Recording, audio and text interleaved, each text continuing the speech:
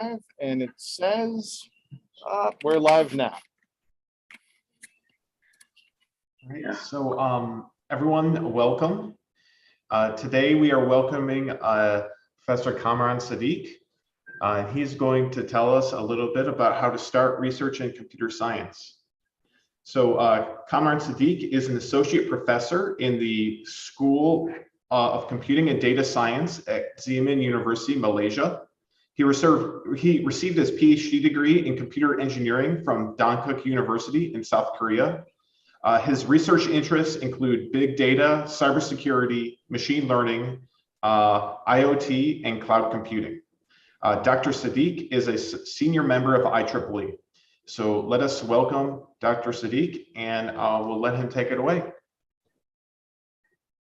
Hi, everyone. Thank you very much, Dr. Seb, and thank you everyone for taking the time to attend this talk.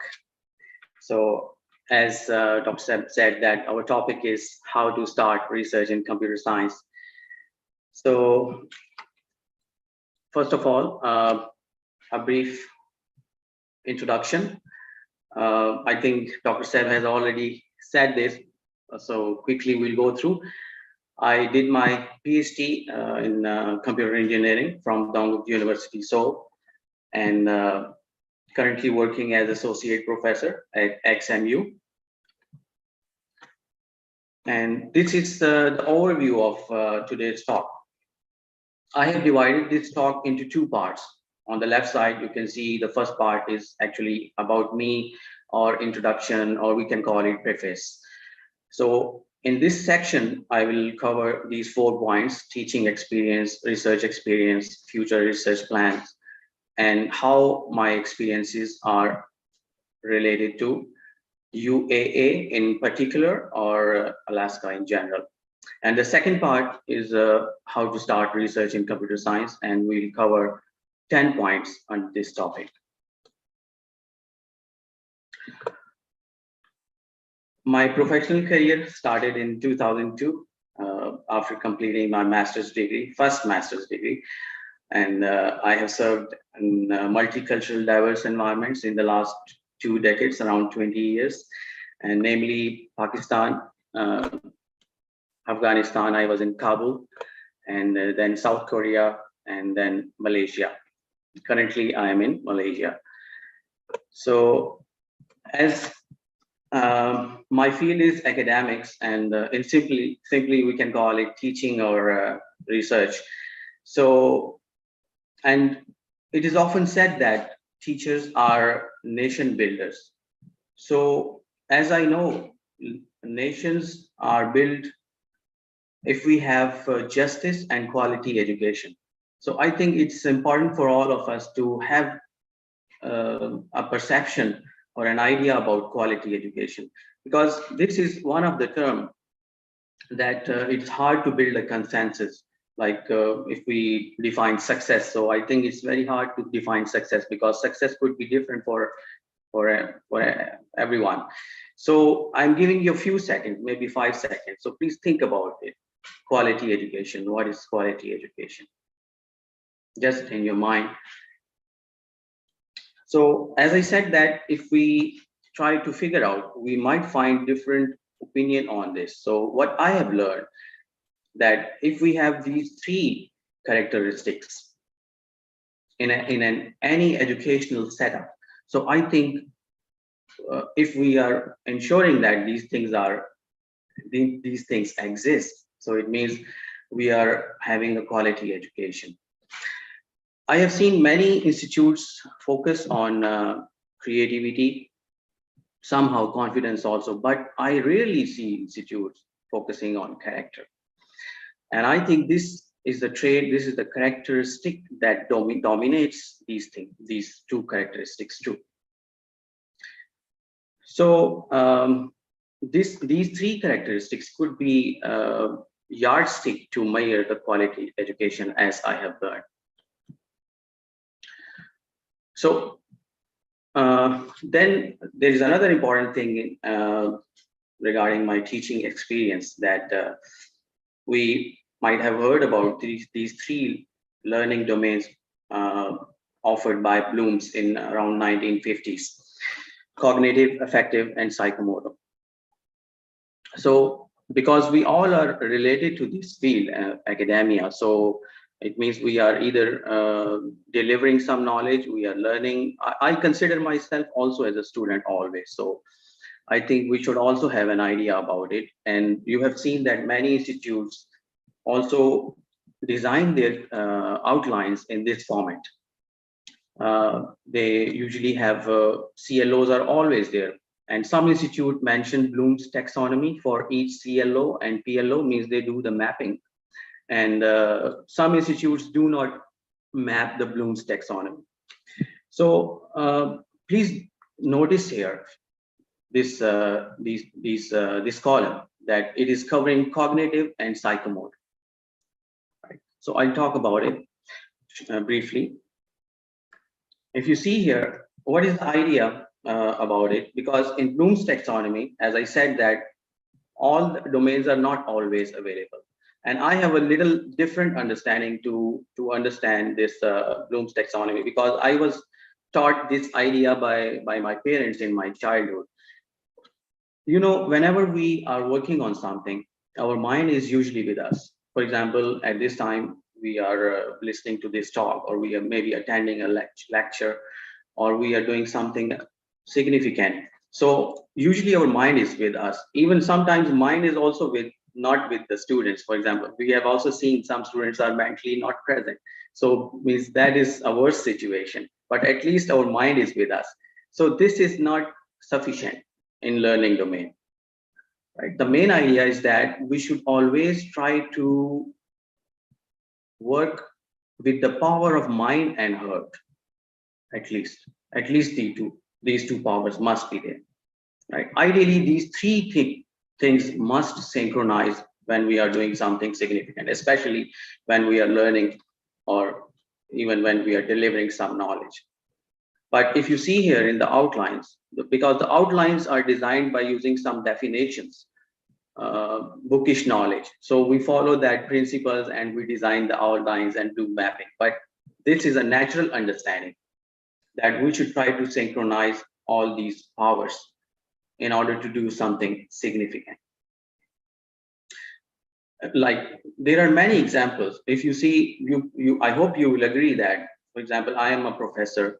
It's not just only for the students that they should learn or by synchronizing these three things. It is also important for a professor. If I am delivering something, I should try to synchronize all these three things. We have seen many times that when I'm not in a mood, I am upset, so I think I'm not able to deliver lecture well. Similarly, I'm not physically fit, so I will not be able to perform well. So, as I said, Bloom is the people are handling this taxonomy in a different way regarding outlines development. So if you think about any big name, so what is common about them? That they have always worked with synchronization of these three powers. They will always say that we love our job.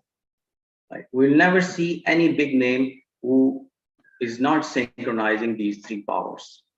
There is an exception that if someone is disabled. So that's why I say that these two powers are most important. So as I said, in the last 20 years, so I have been teaching a wide range of computer science courses. These are around, I think, 14 courses I have taught in the last 20 years. And I would quickly like to go through course portfolio. At our current university, we always prepare a course portfolio for every course. And I think it's good to take a look at it. For example, this is a checklist because it can give you an overview of the portfolio. As you can see, there's an introduction of the lecture, then some course information. This is important. Teaching plan, we share it in the beginning, in the first class with the students. And then, of course, lecture materials and additional references. We like to take a look at this table of specification. I have to jump in real quick. I think you might just be sharing the window instead of the screen. I think you might be trying to show us something that's not on the slide, right? Yeah, is it not visible? It's No, not I visible. think you shared PowerPoint, but perhaps not your screen. Oh, right. So new share screen. Yeah, right. Here we go. Now we got it. Thank you. Sorry. So this is a checklist of the portfolio. Starts from the curriculum vitae of the lecturer, then some course information, outlines, and this is important. We share it with the students in the very first lecture, and then of course the materials. This is also important to take a look at it.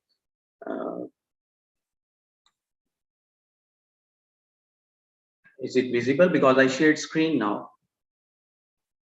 A new document. Yep, we Yes, you'll see see it. the new document. Right. So this is table of specification. It ensures that we are whatever we mapped in the outlines, are we covering that? This is ensuring, right? So it's important because if we, these documents can also serve as an accountability, right? So anyhow, we go back to the checklist. Here, then there is a constructive alignment plan. So this is also ensuring that how much contents are included in the assessments, for example, in assignments and midterm exam, final exam, what is their percentage, and all these things are aligned with the outlines or not, or with the set objectives. Then this is also another thing, result analysis report. We analyze the result, the performance of every student. And this is the last thing I would like to share here. That is learning outcome attainment. This is related to outcome-based education. So it ensures that, if you see here, this is showing the individual performance in every activity by every student. For example, these are the areas in which students have performed. What are the strong areas of any particular student, or where the students are weak? So this is giving a comprehensive detail about each and every student and how the course went.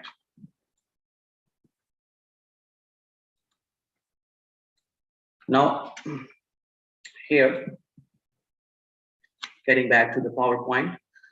Now, I would like to share a few things about my research experience. My research interests are big data, cybersecurity, machine learning, cloud computing. And I have published 22 journal papers, and over 90% of the journal papers are indexed in SCIE, and around 10% are in Scopus. So mostly I am focusing on these two tiers of publications. You may call it tier 1 publication or tier 2 publications. Then I have conferences, 5 conferences. Mostly it is a work done by the students, and 2 book chapters. And I have acquired research grants of sum of around 240,000 ringgit so far. These are some of synergistic activities. I recently acted as a publication chair in New York, in a conference held in New York. I have served as a guest editor, serving as a member for IREC, and a reviewer for many journals and conferences. My primary collaborators are affiliated with the universities in South Korea, United States, Malaysia, China, Turkey, and Pakistan. And of course, there are some other collaborators. I often establish irregular collaboration with them, and they exist in all different parts of the world. Future research plans, I am considering my primary aim is to continue with my primary areas of interest. And I think one of the edge with the big data domain is that these concepts could be applied or incorporated in many areas. So I'm considering to explore or to work in these areas: big data analytics in healthcare, big data applications in environmental changes, and performance analysis of IDS using machine learning techniques. How my experiences are relevant with UAA or Alaska. I will cover both dimensions, teaching and research. In teaching, quickly we can go through these points. I have taught a wide range of courses, and I have an ability to prepare new courses too, because I consider myself as a learner. Experience of curriculum development. I have gained experience in research grants acquisition, and I have participated in accreditation activities and launching of new programs. Then I'm always supervising students. I have an experience of teaching in an online mode, though it is not very professional. Like professional online education is a different thing. They are using specialized tools. So we are not using that, but I have reasonable experience with online education and the use of LMS, for example, Moodle. I have an experience of working in multicultural, diverse environments. How research experiences are relevant with Alaska or UAA. I think I don't know much currently about Alaska, but since I am in touch with the UAA, so I tried to explore things. For example, I found that there are over 200 scientific research and development firms working actively in Alaska, and you can see here around 40% of them are in Anchorage. So I think it is good to know, and we can prepare our students to work actively in these firms, and we can also try to initiate some programs, collaboration with them. So as I said, as I mentioned here, I aim to collaborate primarily with my colleagues at UAA, potential colleagues, and to provide research support to the students. And as per my search, I think there is a scope in health industry in Alaska, and weather climate research center, transportation, and cryptocurrency. So I have some relevance with these areas. So I think I can contribute in these areas. Potential research grant application. If I join UAA, I aim to, of course, I would definitely be applying for research grants internally in the UAA and also externally. I have figured out these funding agencies: Department of Education, NSF, DARPA, and the US Department of Transportation and Department of Defense. So of course, I would be working more on this, that in order to prioritize these funding agencies, that which one should be targeted first.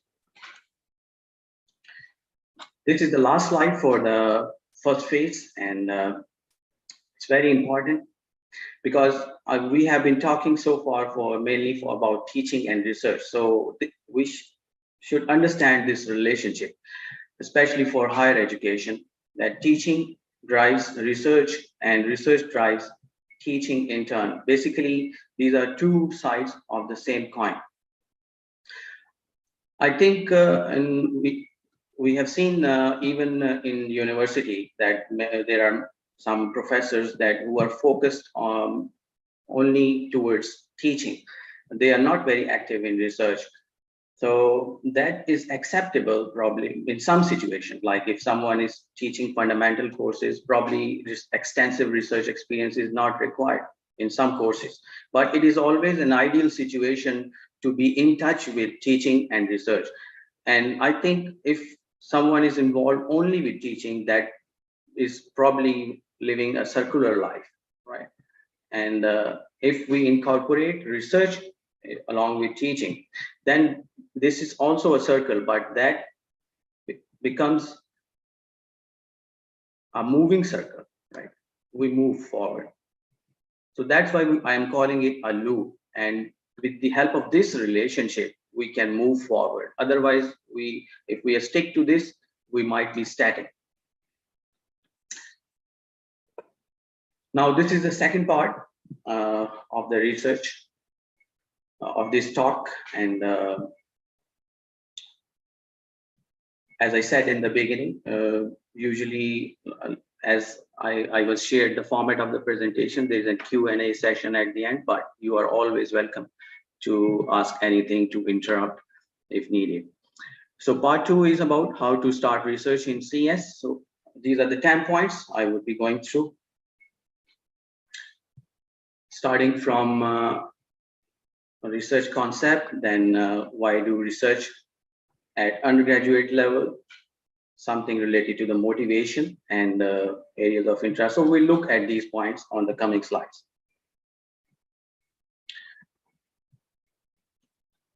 This slide is also very important. It will take a lot of time and I will try to reach it, this 8 number slide, right? So within the time. So we start with the definition of the research. It's defined as a creation of new knowledge, right? Using or the use of existing knowledge in a new and creative way. So this is the most ideal form of research, or this should be the ultimate objective of research, that it should come up with something new, creation of new knowledge. And but since our main audience is undergrad education and undergrad students at this time, so I share with them that this is the desired objective. But for undergrad students, it's okay that if they come up with this one, use of existing knowledge in a new and creative way. So this is acceptable for beginners. So I share them both objectives, both targets. Like this is the ultimate or desired objective, but it would be difficult. But if you reach somewhere here at this level, it is also accepted. It's up to you. My guidance will always be there. It's up to you how much you reach there. Why do research at undergrad level? It enhances knowledge for a certain topic, because of course research means digging any specific topic or area. Helps to develop independent critical thinking skills. This is very important. When we start research, we find that our thinking ability is improved. We become more rational, more logical. And this is not just related to academic. I think research knowledge is also useful in our daily life activities. We try to deal with the things logically and rationally. Enhances verbal and non-verbal communication skills. So I am not a native English speaker. I think my communications skills are not bad. So I think whatever I've learned, so my research experiences have contributed a lot to my communication skills. Develop skills to quantify solutions. So you learn how to quantify the solution. You do not depend on just one solution. You try to calculate the risks. You try to calculate the pros and cons of solutions. You look for different aspects and then find out the best possible solution for a certain situation. Develop skills to use the appropriate tools for system implementation. We have a lot of tools in our field, and it's good to know the use of appropriate tools for a particular implementation or a project. So when we do research, as in the beginning, I said that we look for different possibilities, look for different solutions, and we try to come up with the best possible solution according to the situation. Develop skills to integrate theory and practice. What we learned in our undergrad degree, we try to bring it into the practice. Extremely helpful for higher studies. This is a huge motivation for students, because usually undergrad students enroll for master's or PhD programs. So if someone has a publication at undergrad level, definitely it will help him to single out among the applicants for any reputed university. But we have some challenges here, and when we motivate students, of course, there are many things to be motivated, but there are some ground facts that knowledge creation is complex task, not easy. And students need to put a lot of efforts. Then it requires self-learning ability. Of course, the guidance of supervisors is always available, but main effort depends on the students. Our job is to help them, to facilitate them, so that they should not stuck at anywhere, right? So difficult to cope it along with the course workload. This is another important point. Usually undergrad students are occupied with heavy course workload, around 5 to 6 courses in a semester. So it's very difficult to spare time for research, but it is possible. This is an illustrated guide to research. I'll quickly go through, but it's an interesting slide for beginners. That this is a human knowledge. Human knowledge is always limited, right? The universe is full of knowledge. Like, we need to just uncover, reveal the things. But human knowledge at any particular stage is always limited. So, for example, someone start learning. So this is the initial preliminary education. Then the knowledge is expanding here, like in master's, undergrad or master's degree.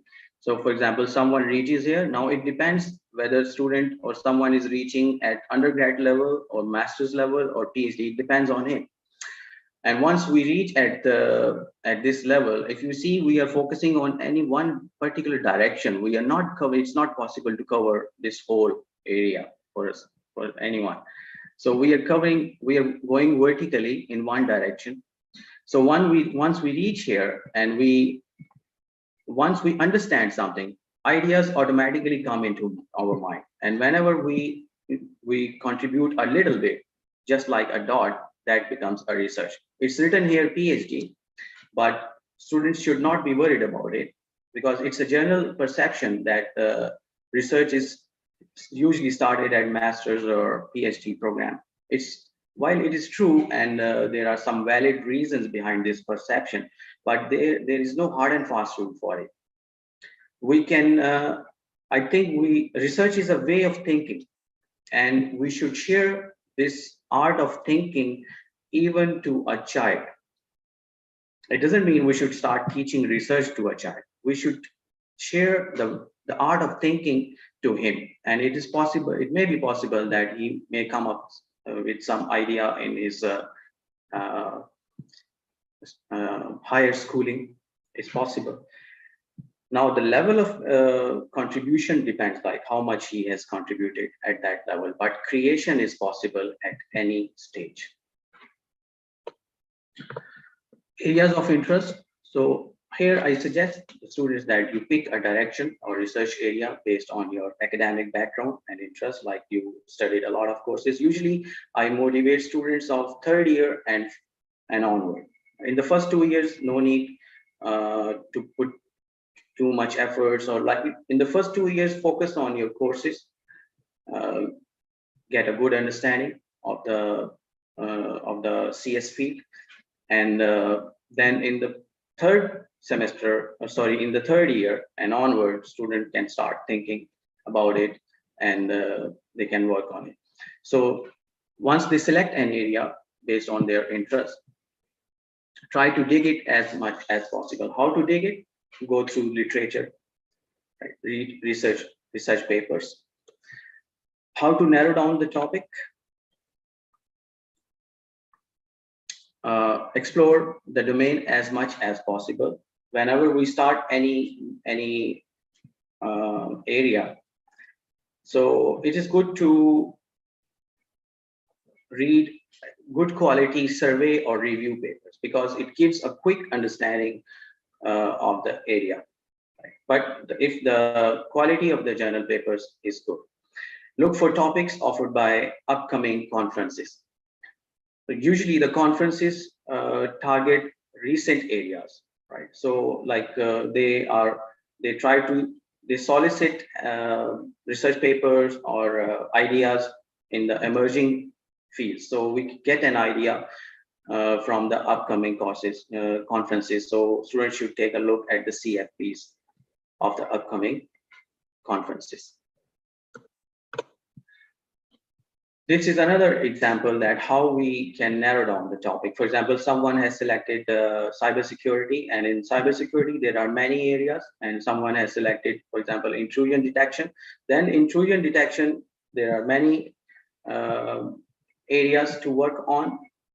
And I think in every area, there could be a PhD, right? So once a student reaches here, then he should move forward step by step in a layered architecture like this. For example, he focused on anomaly-based IDS, then he focused on self-learning, then he figured out that I have two more options, machine learning, and then among these listed options, listed areas, probably he would be going for classification based. So if you see, this is how if we look at our field, computing, so it's this machine and only understand two things, but it has an ability to solve complex problems. So at one time it is taking only decision among two options. So you see here, our approach is also similar to that in many situations. So we need to take the right decision at every step. Literature review and selection. This is very important, because whatever is, if we want to do something, we have something inside, right? Like if I am explaining something, first of all, I have to grasp the idea. So this is very important, that a researcher should have a comprehensive literature review. And as Newton said that, if I have seen further, it is by standing upon the shoulders of giants. So I think this literature review is actually standing on the shoulders of the giants. Once we understand that, we go through that, we get ideas to move forward. So the key to successful research is essentially an extensive literature review. And I always encourage students to go through reputed libraries like IEEE, ACM, Springer, Elsevier, Bill, and search the topic for only one topic at a time. Focused attention, and search for quality and preferably recent literature. For undergrad, I think it may be sufficient in the first field that someone is reading or exploring 10 to 15 papers in the first attempt. Step by step, students should move forward. How to read the paper? While reading the selected papers, concentrate more on abstract, introduction, and conclusion first. Then annotation is very important. Take notes. For example, what issue or problem it addresses, what solution is proposed, is it innovative, how the proposed solution differs from the previous solution. Like if you see in the previous slide, we said that you build a critical analysis ability. So you are doing almost the same thing. You are looking at different possibilities, different solutions. Are there any limitations of the solutions? What are the main contributions and conclusions? And among your literature review, select the paper you understand best. This is important point, that at least we should come up with 1 to 3 papers that we understand best, because if we understand something best, then idea could be generated. It's basically, idea is a reusable insight, and considering the best paper, like we said on the previous slide, that the paper which you understand best, try to select more related papers. Like you are digging more. First you understand something, and now try to find more related papers. And this will definitely enhance your understanding. So read them in detail, identify the following, like the main approaches, use analysis methods, evaluation metrics like F1, accuracy, recall. There are many evaluation metrics. What type of metrics are used? what type of implementation tools are used, data set is used or not. Comparative evaluation is very important because otherwise researcher will not accept our solution. If we have existing solutions, we should perform comparative evaluation, and definitely interpretation of results. Are there any limitations of the proposed solutions, and conclusions and future directions?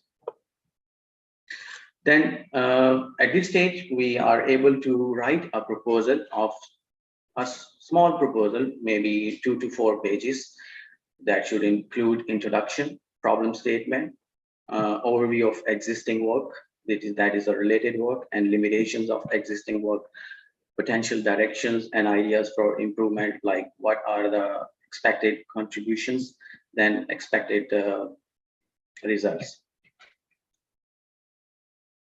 At this time, I would like to share this. If you see here, because I have seen that many students are like unable to move forward. Why? Because they see the first step as a very difficult step, right? Because they are looking something cumulatively, and they are not trying to divide the task, right? The idea here is that this is your first task. So don't look at your task in this way, that is difficult, how to do that. Just decompose that task, divide it, break it. And every task, every complex task could be broken down.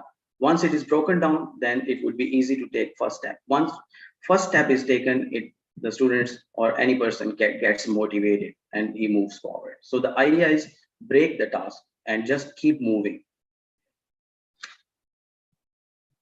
Here we can guide students like how to break the task, how to move forward.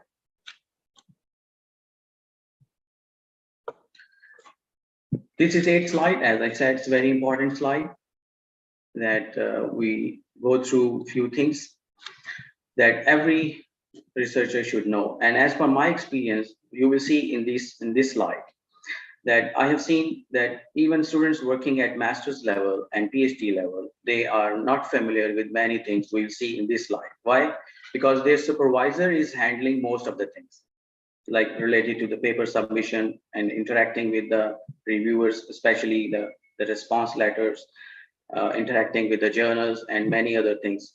Many things are controlled by the supervisor, and the students are hardly involved in those activities. If someone is not involved in any activity, definitely he's not learning.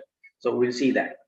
First of all, we should know what are the types of research papers. There are many types, and these are the most 3 common types. And I think we can restrict ourselves to these 3 types.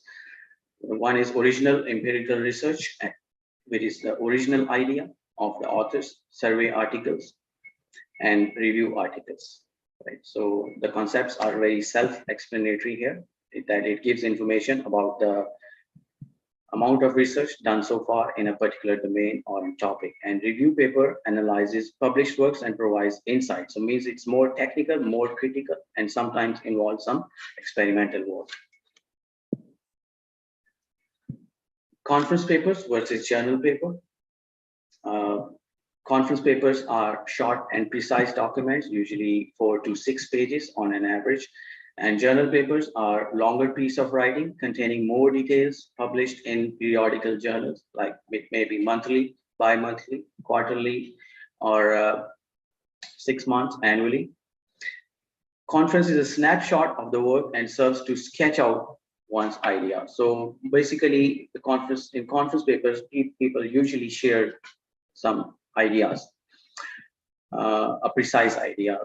Even sometimes it is not fully implemented. It is a detailed or mature report of the research in journal. And the third point is follows an announced schedule of the event. So it is always an announced schedule, like what is the abstract submission date, what is the full paper submission, review time, everything is announced. But in journal, usually it is not announced except there is a special issue. So we are not certain about the editorial process duration in journal always. The second last point is phases to face-to-face comments in addition to, because this is a physical event, or sometimes it is conducted online. So we face online live comments on our work. And in journal, it faces written reviews, feedback, and criticism. The last point is conference publications have a fee, and journal papers have both options, like open access publication and subscription-based publication. So it depends on researcher, like what type of option you would like to choose in a journal. Selecting your target journal or a conference. So I always share the information about the journals with my students. I think the students should have a list of all the journals in his fields. At least he should have an idea. So, and for example, this is an Excel file showing all the details of a particular field and other related information. So then students should have an idea that how to select a journal. Means our paper should have a relevance with the journal, and we can find out by looking at the aims and scope of any journal, so that we ensure that our paper is a good fit for this journal. Because even no matter our paper, what is the quality of our paper, even if it is outstanding, but if it is if we have a wrong selection of the journal, so it will face immediate desk rejection. Proofreading a paper. So it's a scientific writing is different from daily life language, or even it is different from the writing used in textbooks. So again, the idea to improve scientific writing is to have an extensive literature review. But even, for example, we feel that our writing is not up to the mark, we can go for proofreading with a nominal fee, and our paper could be improved.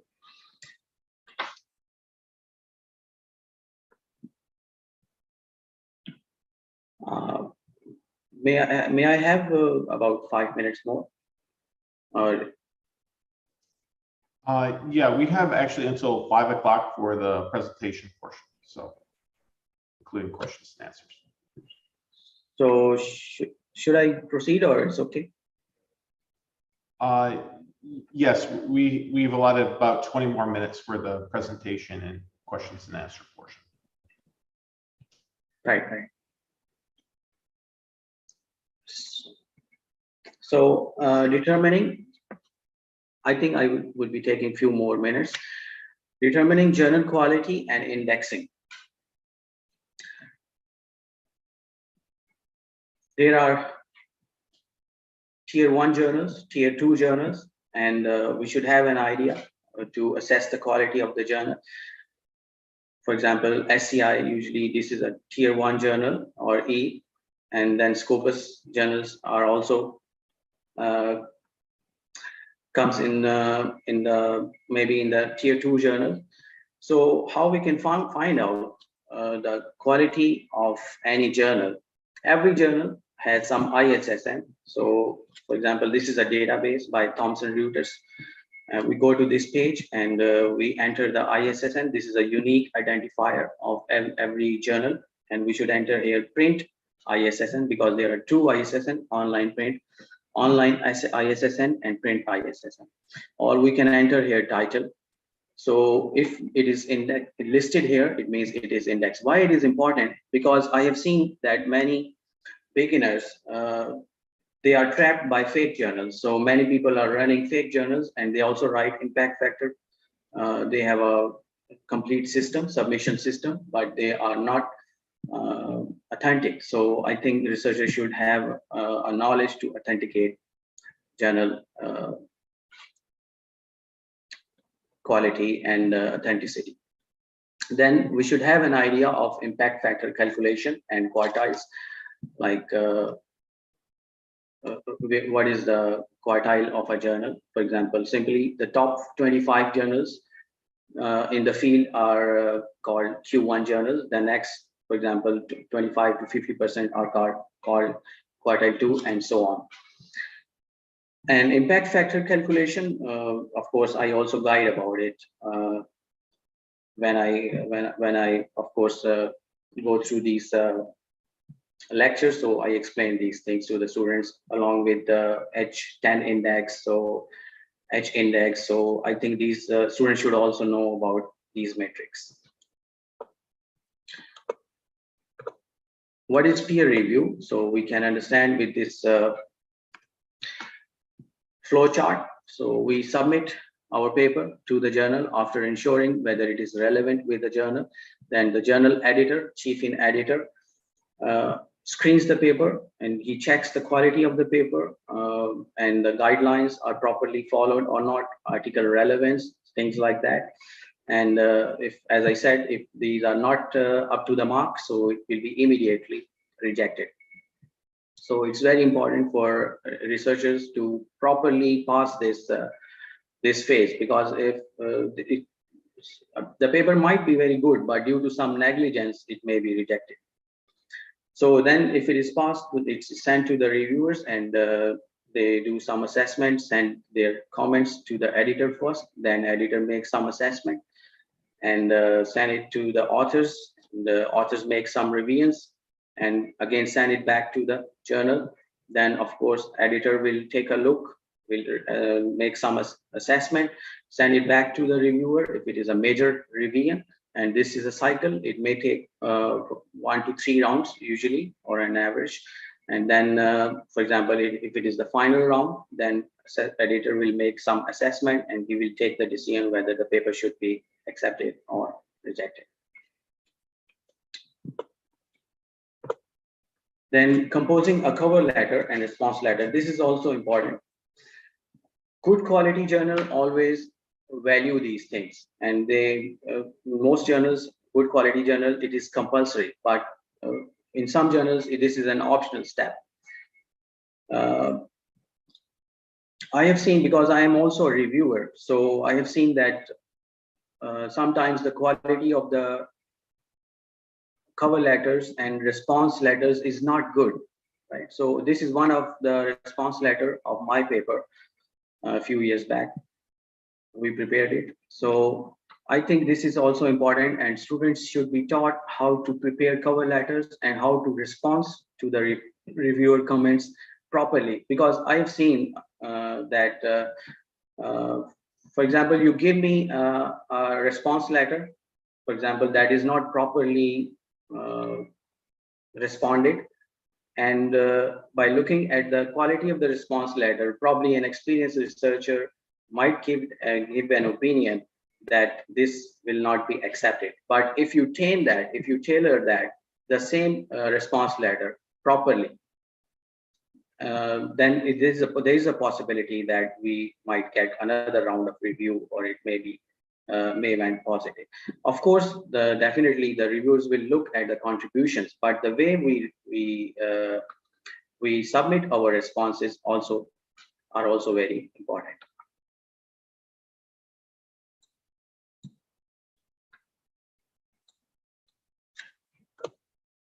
Then using references and citations. So how I teach my students that how to properly cite the references or citations.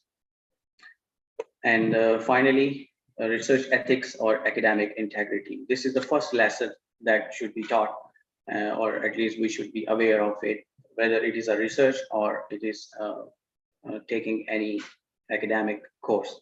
So it is very important to assure academic integrity. And because I have seen that many people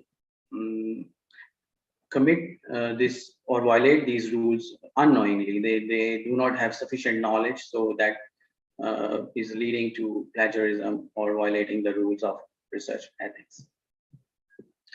So Turnitin, we usually generate a Turnitin report for every student's work to make sure that it is fulfilling the criteria of original work. This is second last slide, importance of using appropriate materials. So these are the books, very good books. And I also share these materials with my students. And if we have a look, we will definitely, if we have time, definitely we can have a look at it, that how it could be helpful. Now, this is the last slide that showing some representative work by my students. This paper was published in International Journal of Distributed Sensors and Networks.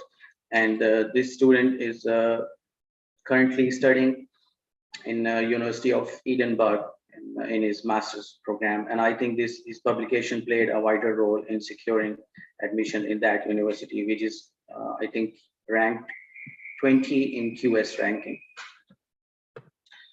Then these are some other papers. This is a slideshow now. My presentation is complete. So I will just like to give you a slideshow of some of the student work.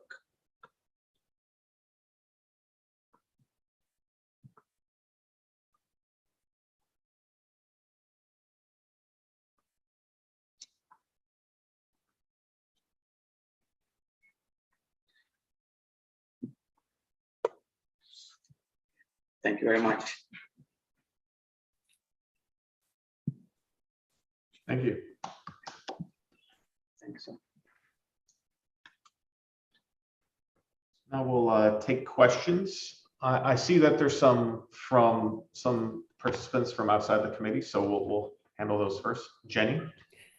Hi, I'm Jennifer Brock. We have a meeting coming up. I'm the Associate Dean for Academics. My home department is mechanical, so I don't know much about your disciplinary area, but thanks for showing us all those papers that you wrote with students. Have you worked primarily with master's students, or are some of those undergrads, or what's the mix? Undergrad students. These are all work done by undergrad students. Okay. And how do you identify your, are these primarily students who've taken classes with you? Yes, they are taking the classes, and during the class, I think I can assess an ability of the students, and I share this knowledge with them. I motivate them, and I always say that I never force anyone, because this is the thing, this is an additional work, and it could only be done with passion. It cannot be forced. Yeah. Thank you. Again, the same principle, cognitive and effective. Like if their heart is with them, then they can do it. Thank you.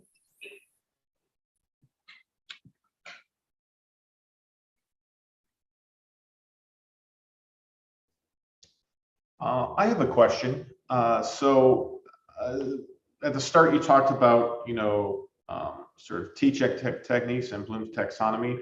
And I saw you had a slide up there. It said something about C++. And so I was curious, what methods do you specifically, when you teach sort of computer science or computer programming classes, what sort of techniques do you use? Yes, for these technical classes? To relate it with maybe with the Bloom's taxonomy, or like probably you like to know. Just generally, like, what is your approach to teaching, say, programming, and what are some of the things you've done in the past? Yeah, I always focus on explaining the concepts. Like I try to make sure whether student has comprehended the concept or not, because there are two things. One thing is learning something, that is imitation. Like it is possible that someone has learned something, he is able to perform that job, right? That is not, I will not say that conceptual education, or means I'm not sure whether he has also understood the concept or not, but he is able to do that job. That is called learning or imitation. Use of, for example, use of some software, or maybe a student is able to write a program. When we teach any programming language to the first year students, and they do not have a programming background, and there are common programs everywhere in the university. everywhere you will see the same set of programs, same set of curriculum, more or less same outlines. So, and students might be able to write those programs which we are teaching, but it is not guaranteed that they have got the concept or not. Because when our ultimate focus is creativity. Creativity can only be done if concept is clear. If concept is not clear, we can just repeat the things. We learn the things. So this is my focus during the lecture or whenever I deliver that. I try to make sure whether student has grasped the concept or not. Then I guess more specifically, how do you do that? Is that like with in-class programming things at the end of lecture, or is that with like weekly, like weekly labs, or how do you approach that? Yes, usually there is for a programming course, there is for example, 4 credit hours, 2 hours is a lecture and 2 hours is a lab. So in every week, I try to give an exercise. For example, take an example of C++. So in every week, I give a programming tutorial or lab exercise. And during the lab, so there is no too much instruction. So I visit almost every student, and I try to respond to their questions, and I see their performance. And and I also conduct a Viva exam for such courses to ensure that whether they are really learning or not. Because sometimes it depends if our examination system is not much strong. Like it depends whether we are able to ensure academic integrity or not. If it is not very strong, then I think Viva exam is good, because face-to-face communication, I can ensure students learning. And I try to share effective resource materials to the students, effective use of PowerPoint slides, use of whiteboard, it's very important. So I rely on these things during my teaching. Thank you. I'm really biting my tongue whether or not to ask you if you tried puppet shows, but that's another point. Earlier, you brought up an Excel spreadsheet that talked about, I think you kind of cataloged every student and like whether or not they were weak, moderate, or strong. I'm just kind of curious, like what sort of correlations you pulled out of there and what you learned and what you implemented in your class with that information.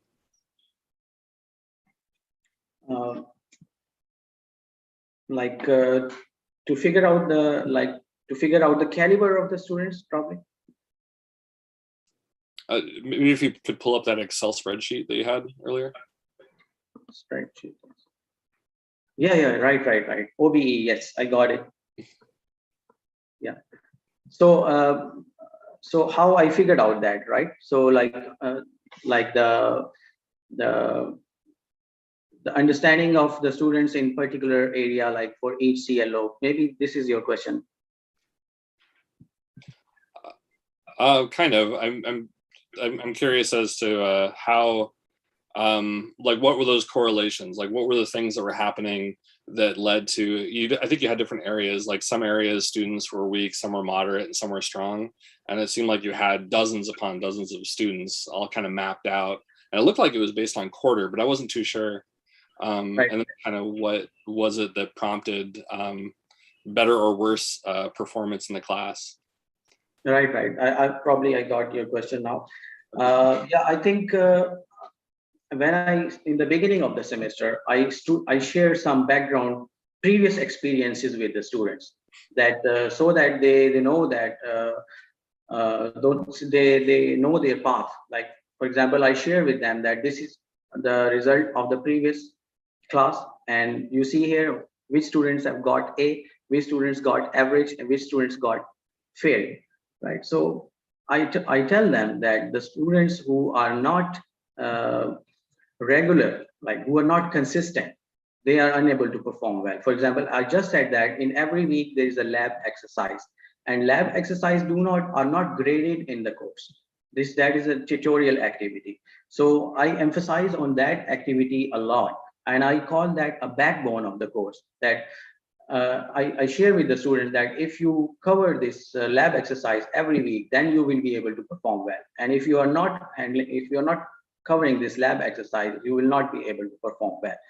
So this is how I have seen that with students, like the students who are consistent, regular, they mostly perform well. And the students who pipeline their work, they are not covering the weekly activity. It is difficult for them to perform. And I can just push my students. I can encourage my students to be regular, to be consistent. But I think everything is not in my control. That's why it's not very easy for in a class of, for example, 30 students to bring every student at one level. So I can't claim, I can't make any such claim, because I hardly see that the students, if we have 30 students, all are getting A grade, if we have a good evaluation system. So. Okay, that makes sense. Thank you.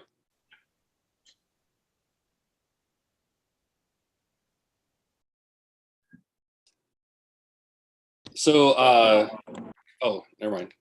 I think I'll ask this later. Yeah, I think you have talked a lot about what research is in general is a societal activity and how it's organized and papers and stuff like that. But I'm still a little bit hungry to see your own research. So my question would be, what's the one single research result you've gotten and published you're most proud of? Yeah, I think among my research papers, I like a couple of papers. One is a perspective article about KDD data sets. I'll just briefly give you an idea about that paper.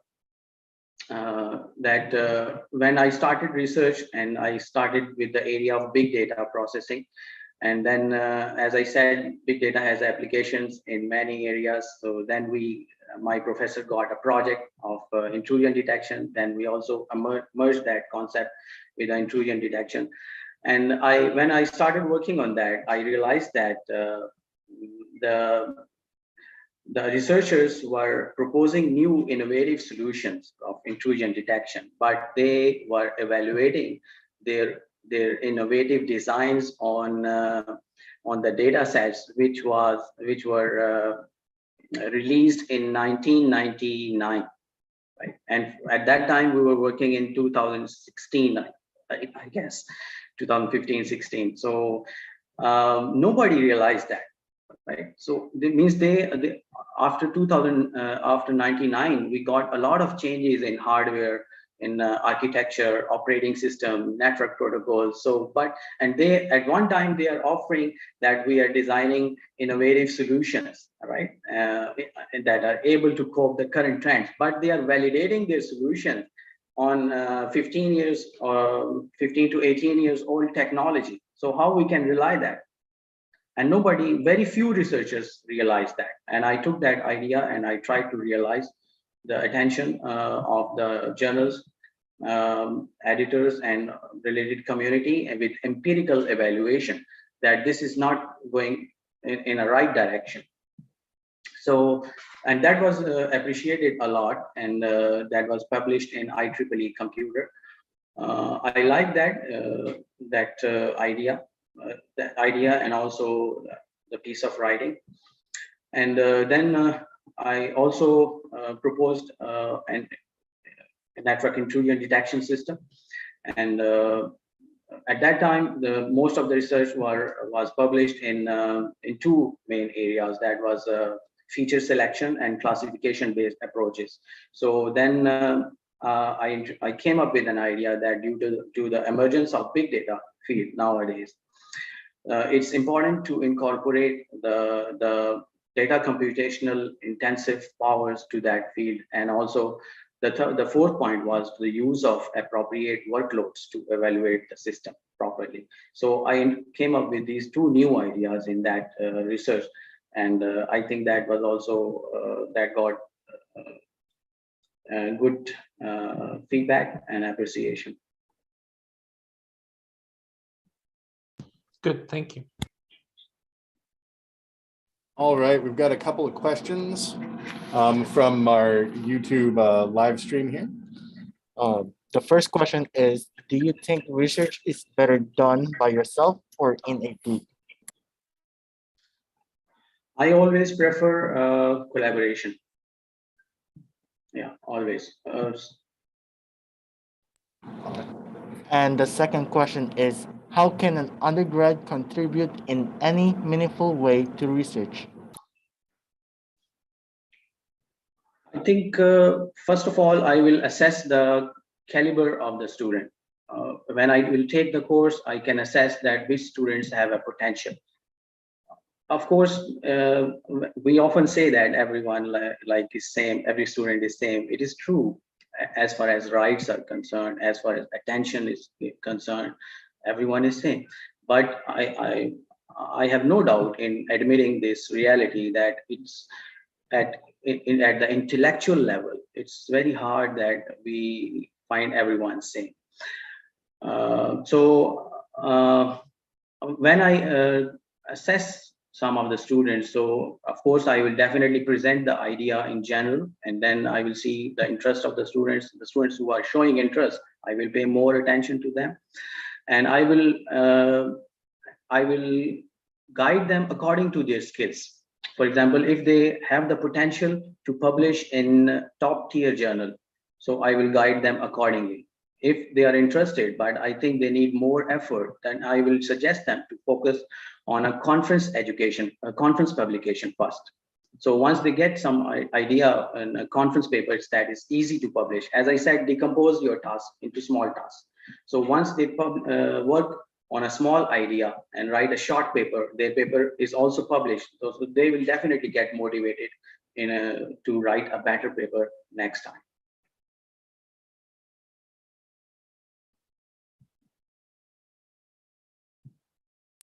Okay, that's all the questions we had on the live stream.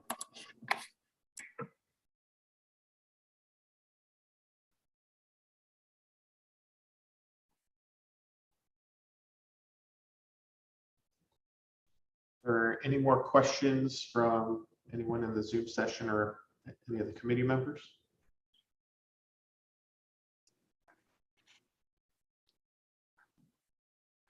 Okay, I know we kind of talked a little bit about it during our earlier interview, but now that you've probably had a time to process, what are some, have you been able to identify any unique hurdles or unique problems that your research could solve here in Alaska? As far as hurdles or difficulties are concerned. I'm sorry, so unique to Alaska, any problems that are unique to Alaska that you feel that your research could address? Currently, I think I would like to continue with the same comment I shared in the first interview, that I would be requesting for a lab having, for example, 6 students. If we have a lab, and I think latest general purpose computers would be sufficient for us to continue to kickstart our work. And other things, yeah, I'm not sure like whether you have a research group at UAA or not. If you have research center, definitely I would like to be a part of that research center.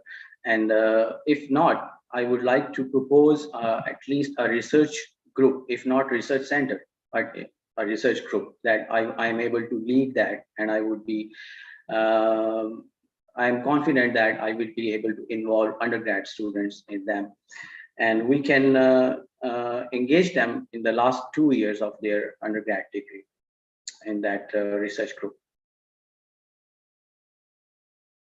So is it okay? If there is something left in your question, so please let me know. I think the genesis of what I'm asking is, in Alaska, like we have you know, the economy is fluctuating with oil, you know, dwindling. Like we have to look for other revenues, and of course, it's not going to be like necessarily your job to like fix us, Cameron. But you know, like that. In a larger sense, it's going to take a lot of different things to like bring Alaska back onto the map. And you know, one of the great things about like the computer science, computer engineering is that, you know, we're not stuck to a location, right? Like you could do things that are, you know, relevant to the world. And whereas like we can't really build cars here, you know, like shipping them is just like it's an impossibility. So I'm kind of curious, like, you know, like ultimately like what we would bring to the Alaskan marketplace, or if you've thought about something like that. And once again, this is a bigger question that, you know, most professors would be able to solve, but Yeah, I think I do agree with you that it's really a big question, and it's very hard for me to claim. And to be honest, I am not a kind of personality to claim the things on, because I believe in proving the things. So really, it's in the interviews. This is the hard part for me, that sometimes I have to compliment myself. It's very hard for me. When we work together, you will see that I never talk. I never praise myself. I always believe in delivering something. So at this time, I cannot claim anything big, but I'm sure that I will perform my job more than the expectations. If you see my current reviews in my current universities, they always say that I have performed more than the expectations, and this is my primary objective. But other things, definitely, it is a teamwork. I don't think it's a individual work. So I would definitely be willing to contribute, to cooperate, to participate actively. At this time, I think it's very hard to claim something big in UAA or Alaska. I appreciate that. I had a question. Early in your presentation, you had a couple sort of research interests, and you're just kind of like saying generally what they are. And one of them was cryptocurrencies. Can you talk to specifically your interests there, or any of your thoughts? Yeah, because that is one of the area coming under cybersecurity. I did not explore there much, but I figured out that there are data intensive computational tasks in that area, right? So if there's a field that involves data computational intensive tasks, then my experiences could be utilized there, right? So I'm looking at that area from that perspective, that my experiences related to the data computation task could be utilized in that area. And probably I would not be able to carry on a standalone research, but I would be able to contribute to collaborate in that area. Thank you.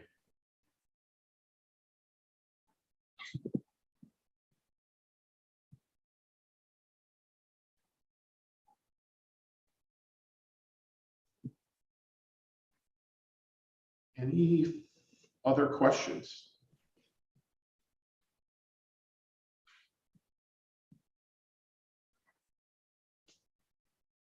All right, so I'll say that this might conclude the formal stage of the presentation and meeting. So let's give Kamran another round of applause.